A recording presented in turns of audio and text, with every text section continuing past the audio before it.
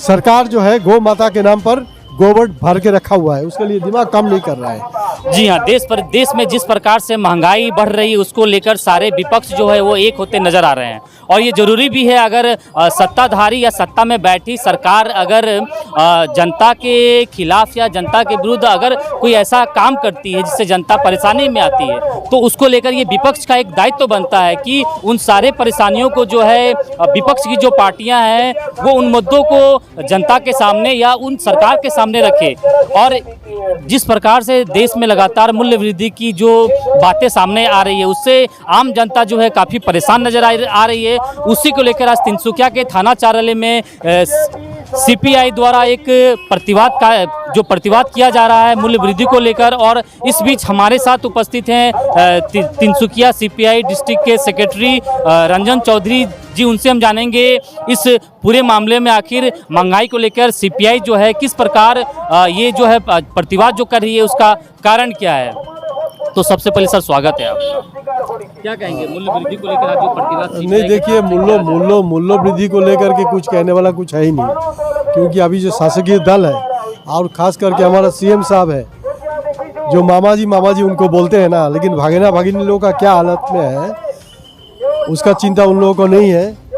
महंगाई हुआ है, उनको स्वीकार करना चाहिए कि हम महंगाई को रोक नहीं पा रहे हैं, लेकिन ये सब जो बहुत नीचे लेवल का बात करते हैं ना उसमें आदमी लोगों का ज़्यादा चोट पड़ता है। असम में दो चीज़ बहुत प्रॉब्लम वाला बात है अभी। एक हो गया आपका महंगाई, और आपको मालूम होगा ये जो डिलिमिटेशन का जो यहाँ में चल रहा है, तो आंसू वाले ने कल या परसों उन लोगों ने महंगाई के लिए लोग प्रतिवाद किया है, तो उसको हम लोग स्वागत करते हैं। लेकिन वो अपना जो दोगला नीति है वो त्याग करे और डिलिमिटेशन के खिलाफ में भी वो बात करे। डिलिमिटेशन उनका स्टैंड है कि 2007 का 2023 16 साल बाद दूसरा हो रहा है, गलत हो रहा है। क्योंकि मुझे लग रहा है कि आंसू वाले जो है वो डिलिमिटेशन लेकर के वो पूरा बेइज्जत होकर रखा हुआ है, हर कोई आदमी उसको थूक रहा है। तो उससे बचने के लिए अभी ये लोग ड्रामाबाजी कर रहे हैं महंगाई के लिए। अब महंगाई के लिए करो, लेकिन सबसे ज़्यादा जरूरी डिलिमिटेशन भी है, महंगाई भी है। दोनों चीज़ हमें बर्बाद करके छोड़ दिया। और ये आसाम से जो माइनॉरिटी को साफ कर देगा 1 साल के अंदर में, बोल रहा है ना, अगर 1 साल के अंदर में साफ कर देगा तो मोदी जी क्यों बोलते हैं कि हमको माइनॉरिटी का वोट चाहिए? माइनॉरिटी सेल क्यों इन लोगों ने खोल के रखा हुआ है? और सबसे बड़ी बात है, माइनॉरिटी लोगों को बुलडोजर चलाया ना आपने, 11 साल चलाया, इस साल भी अपने बुलडोजर चलाया, नतीजा क्या हुआ? सब्जी उगा नहीं रहा है। इसके ये भी एक बड़ा कारण है जो महंगाई है, क्योंकि बाकी लोग तो काम उस ढंग से करते नहीं हैं। तो जो माइनॉरिटी है, जो जिस काम के लिए काबिल है वो करते हैं, और करके पैसा तो बाहर मुल्क में नहीं भेज रहा है ना, जो भी पैसा वो कमाता है वो अपना परिवार का गुजारने में निकल जाता है। लेकिन ये जो घटिया पॉलिटिक्स है, ये हम सीएम साहब को अनुरोध करते हैं घटिया पॉलिटिक्स छोड़ दें, ज़मीन पर उतर के आए और महंगाई रोके, साथों साथ डिलिमिटेशन का जो बात है उसके ऊपर भी नज़र दें। और सरकार महाराष्ट्र में आपका अरुणाचल, मेघालय में तो बीजेपी अलायंस सरकार है, लेकिन वहाँ में तो वो लोग उसको विरोध कर रहा है। तो यहाँ पर भी सेम लीजिए, तो सही में हमारा मामा कृष्ण मामा बुलाया जाएगा। अभी तो सिर्फ मामा बुलाते, कल से हम लोग कृष्ण मामा बुलाएंगे, वो हमें रक्षा करें। पूरी महंगाई को लेकर इसमें विपक्ष की क्या भूमिका है? कांग्रेस का है या सीपीआई का है या जो भी विपक्ष दल है उसकी क्या भूमिका है? जनता को कहाँ तक ये जनता के बीच जा रहे हैं जो विपक्षी दल है? क्योंकि भाजपा ने 2014 से पहले महंगाई को लेकर काफ़ी सारा विरोध किया था, तो इसमें विरोध अपना जो है क्या भूमिका निभा रहा है? देखिए, बीजेपी का 2014 और अभी 2024 है, सिर्फ महंगाई नहीं, हर बात में ये लोग पलटी मारते हैं, यू टर्न 180 डिग्री मारते हैं। और बांग्लादेशी खेदने का बात बोलो, महंगाई का बात बोलो, करप्शन की बात बोलो, कुछ भी मुद्दे पे सिर्फ महंगाई नहीं। लेकिन जो अपोजिशन है, सीपीआई, कांग्रेस या वामपंथी दल या जो भी अपोजिशन है, वो अपना कैपेसिटी का हिसाब से कर रहे हैं। लेकिन मुश्किल कहाँ पर है, आप देखिए, हम कितना छू पाए पब्लिक को ना। अब देखिए ना, पब्लिक एक बार दिख भी नहीं रहा हम लोग का तरफ, हम लोग क्या चीज़ के लिए कर रहा है, क्योंकि इनका अंदर में सरकार जो है गौ माता के नाम पर गोबर भर के रखा हुआ है, उसके लिए दिमाग काम नहीं कर रहा है।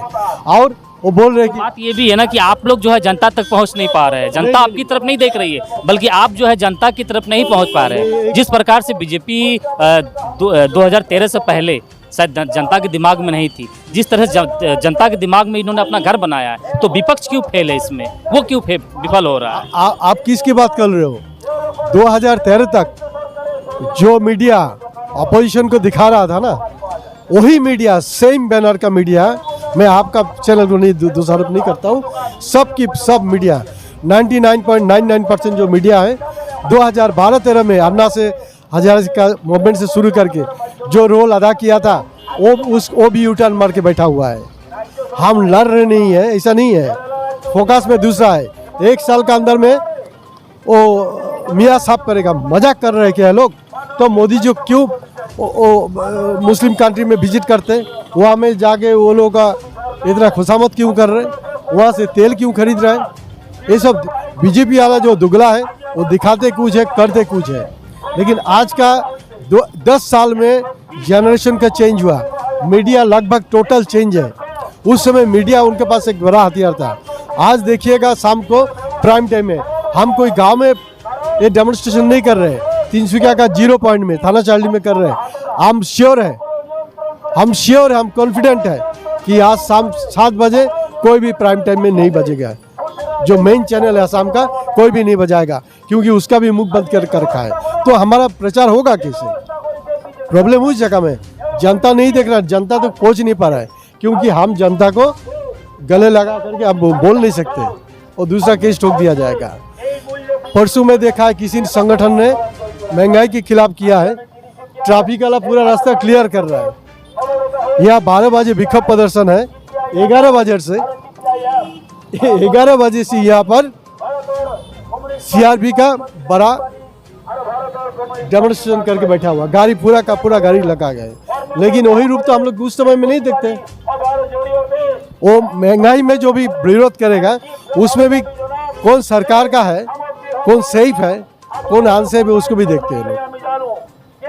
जी देखिए, मामला काफ़ी गंभीर है और काफ़ी गंभीर आरोप जो है सीपीआई की तरफ से लगाया गया है महंगाई को लेकर, या कहे बहुत सारी ऐसी बातें हैं जो सरकार के ऊपर ये उठ रही हैं। खैर, अब तो ये आने वाले 2024 में ही पता ये चलेगा कि विपक्षी दल जो है वो जनता के दिलों तक कहाँ तक पहुँच पाती है। तो खबरों के लिए देखते रहिए आवाज़ इंडिया की। धन्यवाद।